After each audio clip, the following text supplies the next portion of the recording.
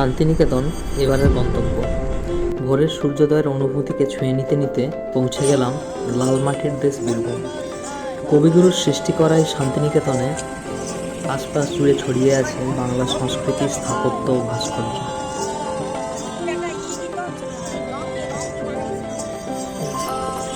অতীত ও বর্তমানের সংস্কৃতির এই ধারাবাহিকতাগুলোকে আজও অমলিনভাবে ধরে রেখেছে সৃজনীতে তৈরি হওয়া ঘরগুলো।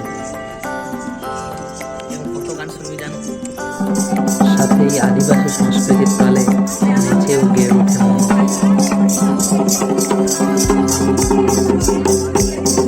ওরা গিয়ে চলেছে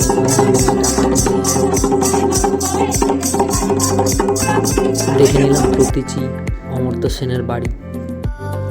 এছাড়াও বুটিকের পাঞ্জাবি কিংবা মানুষের হাতে বানানো সামগ্রী নিয়ে সেজে উঠেছে সোনাঝুরি। শেষবেলায় বেলা শেষের খোয়াই নদী দেখে এলাম বল্লভপুর ডিয়ার পার্ক।